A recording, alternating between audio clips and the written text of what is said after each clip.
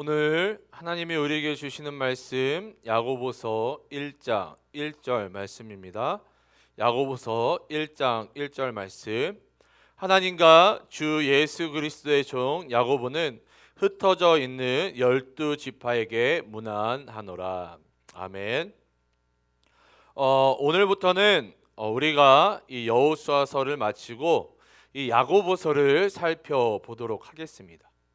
이 야고보서를 살펴보기 전에 우리가 어제까지 살펴보았던 이 여호수아서를 우리가 총 정리해 보도록 하겠습니다. 우리가 보통 여호수아서 하면 이 생각나는 이미지가 이 전쟁에 대한 이미지가 떠오르게 됩니다. 그래서 이 여호수아서는 이 전쟁하여서 이 가나안을 점령하는 것으로 이해하기 쉽습니다. 하지만 이 여호수아서는 힘과 칼로 전쟁하여 이 가나안을 점령하는 것이 아니라 하나님 말씀에 순종함으로 또한 믿음으로 얻는 것임을 우리가 24일 동안 이 24장에 걸쳐서 살펴보았습니다. 하나님 말씀에 순종하면 이 전쟁 가운데 이기지만 이 불순종하게 될 때에는 이 패배하게 되는 모습을 우리가 또 이렇게 반복적으로 실수하는 이 모습들을 통해서 우리가 하나님 앞에 실수하는 이유들, 또 우리가 실수하는 모습들을 우리가 살펴보았습니다. 그리고 어제 살펴보았던 이 여호수아서 24장에서는 이스라엘 백성들이 가나안을 점령하고 그 땅을 기업으로 분배받을 수 있었던 이유는 하나님께서 이 아브라함 때부터 언약하셨기 때문임을 살펴보았습니다. 그리고 하나님께서 약속하신 것들은 분명히 이루신다는 것을 우리가 깨닫게 되었죠. 그리고 마지막으로 여호수아는 이스라엘 지도자들과 이 백성들을 모아놓고 어떠한 메시지를 전했습니까? 여호와 하나님을 진실함으로 사랑하라고 권면했습니다. 다시 말해 이 여호수아서를 통해 하나님께서 우리에게 말씀하시고자 했던 내용은 하나님을 사랑하라라는 것입니다. 이 하나님께서는 우리를 향한 위대한 계획을 가지고 계십니다. 그리고 그 계획들을 하나하나 완성해 가고 계십니다. 그 이유는 하나님께서 우리를 사랑하시기 때문입니다. 그렇기 때문에 여호수아는 이 질투하시는 하나님이라 말했던 것이죠. 오직 여호와 하나님을 진실함으로 온전히 사랑하는 우리 모든 청년들이 되시기를 주님의 이름으로 축복합니다. 지금부터는 이 야고보서를 살펴보도록 하겠습니다. 오늘 본문보다는 이 야고보서의 서론을 우리 전체적인 이 개론을 좀 다루도록 하겠습니다. 우리가 성경의 각 권을 읽을 때 이 서론을 읽고 이 개론을 알고 이 성경의 각 권을 읽는 것이 너무나도 중요합니다. 왜냐하면 이 성경은 각 권마다 이 전달하고자 하는 메시지가 이 분명하기 때문입니다. 만약에 이 성경이 이 사실만을 전달하는 것이 목적이었다라면은 우리가 알고 있는 이 신약 성경에 나타나 있는 이 복음서를 4번씩이나 기록할 필요가 없기 때문입니다. 사실만을 전달하는 것에 목적이 있다라고 한다라고 하면은 이 복음서를 그냥 하나로 만들어서 자세히 기록하면 되는 것이죠.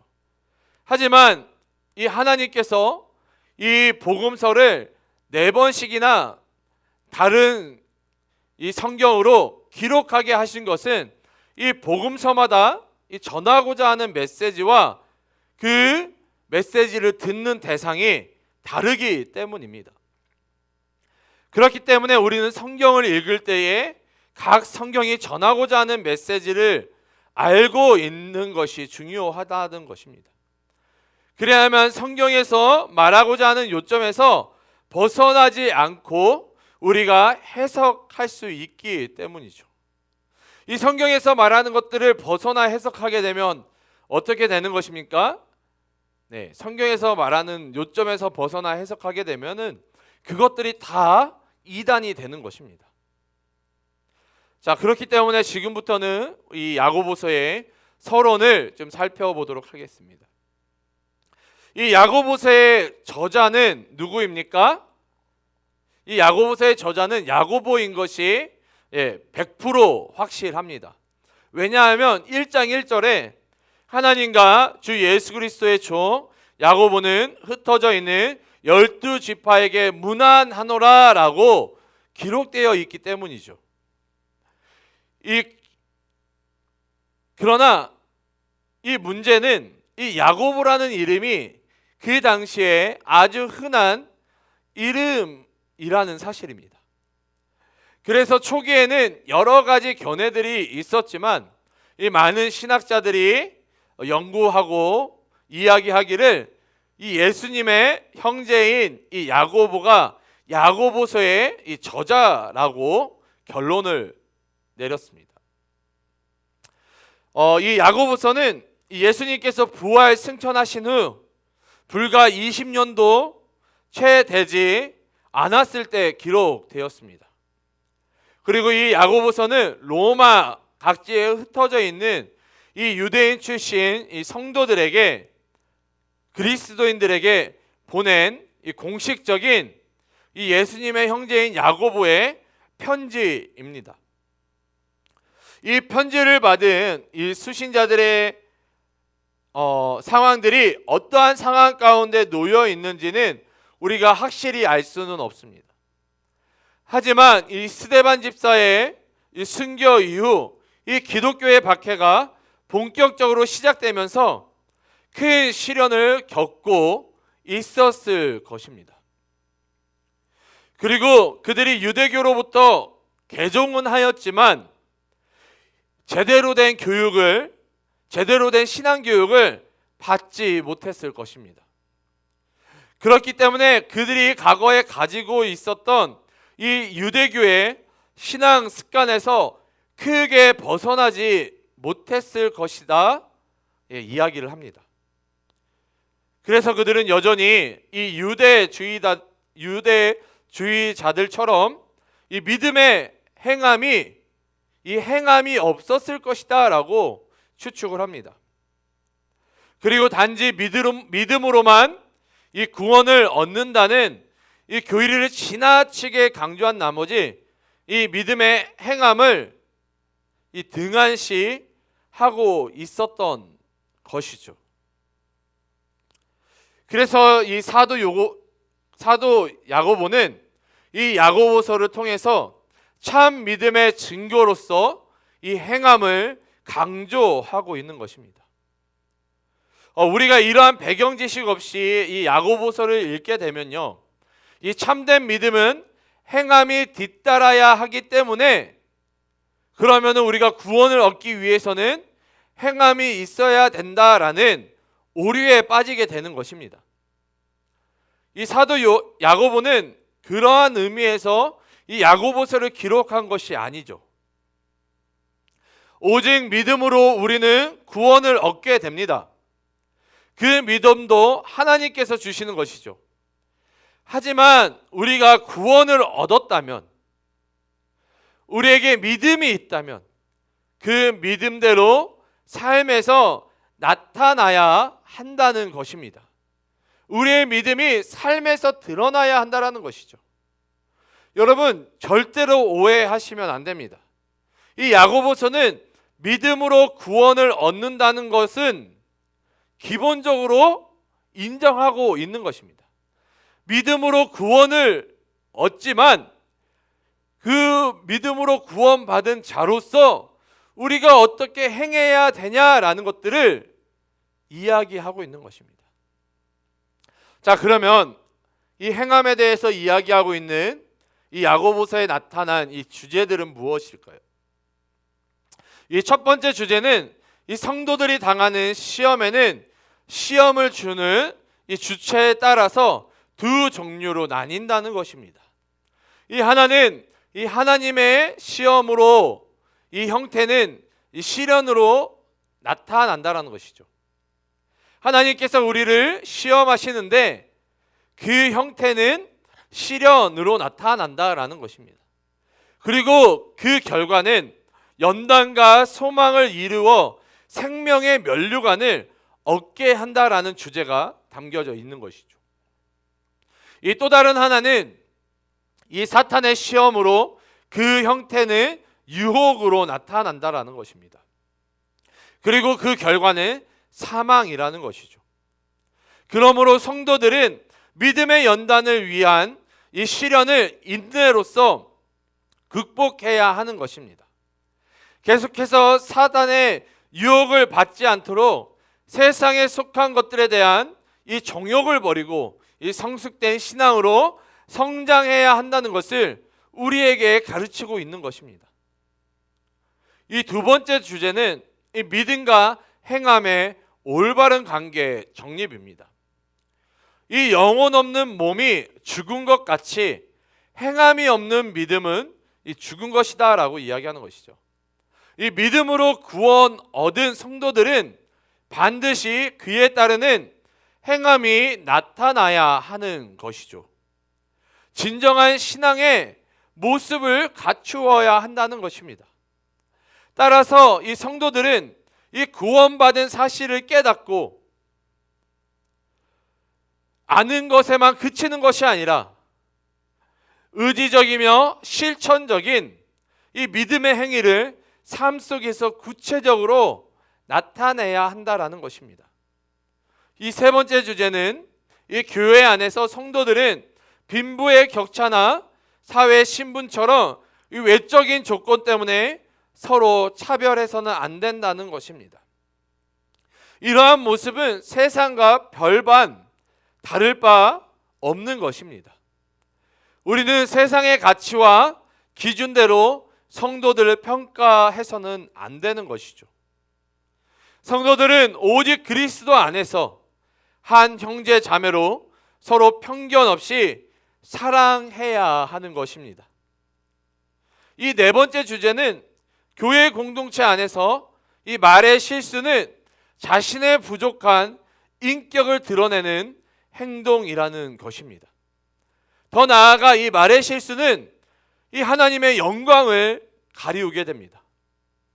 또한 이 한 영혼을 이 말의 실수로 파괴시키거나 이 교회 전체를 혼란스럽게까지 한다는 것입니다. 여러분,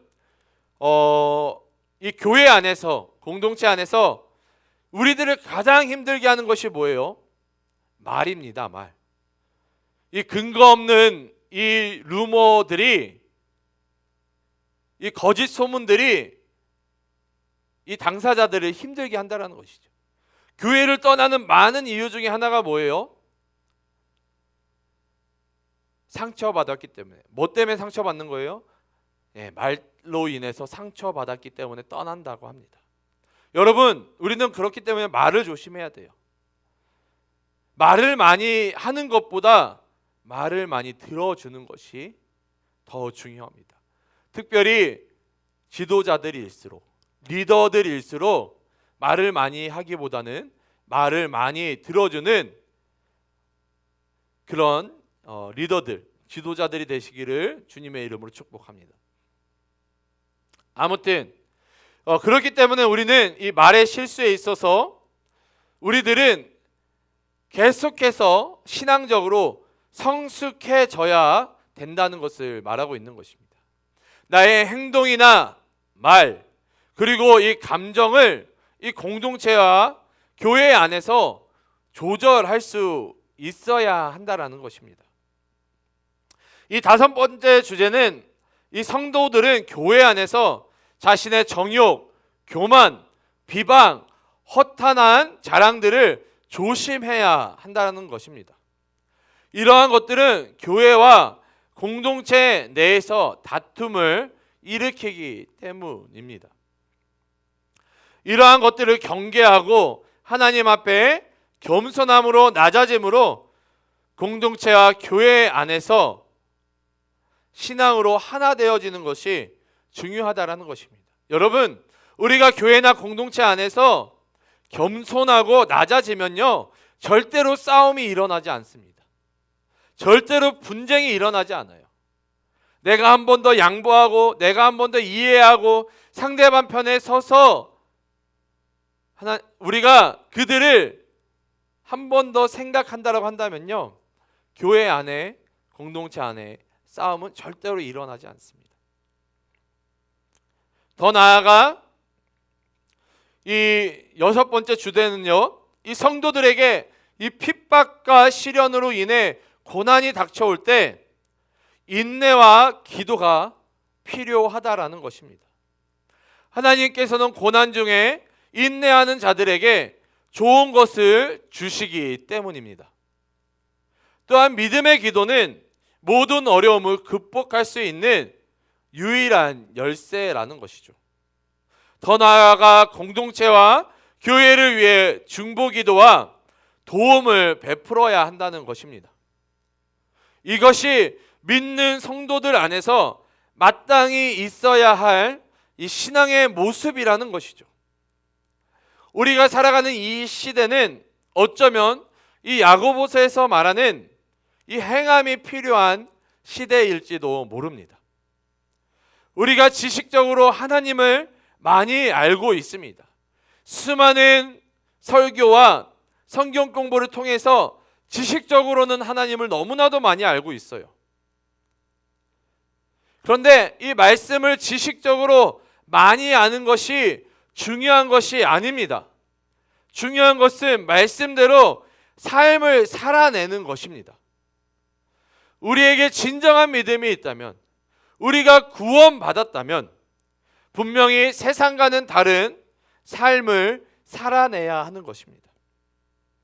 이 초기의 그리스도인들은 이 로마의 박해로 말미암아 디아스포라로 흩어져 살았습니다. 그들은 이방인들로 이방 땅에서 살아가게 된 것이죠. 그런데 이 디아스포라로 인해 복음이 확장되는, 복음이 퍼져가는 놀라운 역사가 일어나게 됩니다. 박해로 인해 흩어져야 했으며 박해로 말미암아 복음을 완전히 전할 수 없는 상황이었습니다. 그럼 어떻게 이 복음이 확장될 수 있었으며 선포될 수 있었을까요? 그 이유가 무엇일까요? 왜냐하면 이 디아스포라들은 말씀대로 삶을 살아냈기 때문입니다. 삶 속에서 말씀을 실천하며 살았기 때문이죠. 세상 사람들과 달랐던 이 디아스포라들의 모습을 보고 그들에게 관심을 가졌으며 그들이 왜 세상과 전혀 다른 삶을 사는지 궁금했던 것입니다. 그리고 디아스포라들이 세상 사람들과 다를 수 있었던 이유가 그들의 신앙 때문임을 깨닫게 되죠. 그리고 그들이 이 디아스포라들의 신앙을 배우기 위해서 복음을 접하게 되었던 것입니다. 내가 속한 곳에서 빛과 소금의 역할을 감당하며 이 디아스포라들은 살아갔던 것이죠. 주 안에서 사랑하는 청년 여러분, 세상 속에서 빛과 소금의 역할을 감당하는 우리 모두가 되시기를 주님의 이름으로 축복합니다. 내가 속한 공동체, 그리고 직장과 학교가 하나님께서 나를 선교사로 보내신 선교지임을 인식하며 살아가시길 바랍니다. 여러분, 내가 속한 그곳이 선교지라면, 그리고 내가 그곳에서 선교사로 살아가고 있다라고 한다면은 우리는 우리 마음대로 살아가지 못할 것입니다. 우리는 그곳에서 말씀을 드러내야 되는 것이죠. 비록 내가 그들에게 복음을 전할 수는 없지만 삶의 모습을 통해 예수 그리스도의 향기를 전할 수 있는 것입니다. 또한 이렇게 쓰임 받는 우리 청년들 되시기를 주님의 이름으로 축복합니다. 그리하여 내가 지나온 자리들이 축복의 자리들이 될 수 있도록, 형통의 자리들이 될 수 있도록, 그렇게 복음으로 세상을 변화시키는 우리 모든 청년들 되시기를 주님의 이름으로 축복합니다. 오늘 하루 기도하심으로 나아가실 때에 하나님, 내가 구원받았음을 고백합니다. 하나님, 내가 구원받은 자로서 행함이 있는 자가 되기 원합니다.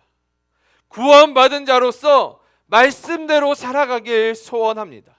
나의 힘으로는 할 수 없사오니 성령 하나님 도와주셔서 구원받은 자로서 이 세상 가운데 빛과 소금의 역할을 감당하는 자로 살아갈 수 있도록, 무엇보다도 하나님께서 보내주신 그곳이 선교지임을 깨닫고 또한 내가 선교사임을 깨달아 그곳에서 예수 그리스도의 향기를 온전히 전할 수 있는 자가 되게 해달라고, 그렇게 행하며 살아가는 자가 될 수 있게 해달라고 결단하시면서 기도하시기를 주님의 이름으로 축복합니다. 기도하시겠습니다. 사랑과 은혜가 충만하신 주님, 너무나도 감사드립니다. 오늘 우리가 이 야고보서 이 서론을 통하여서 또한 우리가 어떻게 이 세상 가운데 살아가야 되는지를 깨닫게 하여 주심을 너무나도 감사드립니다. 하나님, 믿음 없는 행함은 아버지 죽은 믿음이라고 말씀하신 것처럼 아버지, 우리가 구원받은 자로서 아버지, 또한 우리가 믿음을 소유한 자로서 마땅히 우리가 행함으로 이 세상 가운데 빛과 소금의 역할을 감당하는 자들 되게 도와주시옵소서. 하나님, 우리가 말씀대로 살아갈 때에 우리의 그 모습을 통하여 믿지 않는 사람들이 주님께로 돌아오는 놀라운 역사가 있게 도와주시옵소서. 하나님, 더욱더 행한 가운데 믿음으로 나아가게 도와주시옵고, 하나님, 내가 예수님처럼 예수님을 닮아가는 삶을 살아갈 수 있도록, 또한 그렇게 행동하며 살아갈 수 있도록 주님, 우리를 변화시켜 주시고 인도하여 주시옵소서. 우리 귀한 청년들 오늘 하루 또한 살아갑니다. 하나님, 예수님을 닮아가는 삶을 살아가는 우리 청년들 되게 도와주시옵고, 예수님을 닮아가는 삶을 살아갈 때에 세상을 변화시키고 아버지, 복음을 전하는 아버지, 그런 축복의 통로로 쓰임 받는 우리 귀한 청년들 되게 도와주시옵소서. 오늘 하루도 청년들 가운데 함께하여 주시고 새 힘을 부어주시고 동행하여 주셔서 오늘 하루도 넉넉히 승리하는 삶을 살아갈 수 있도록 주님 은혜를 더하여 주시고 동행하여 주시옵소서. 주님께 모든 것들을 감사드리오며 거룩하신 예수님의 이름으로 기도드립니다. 아멘.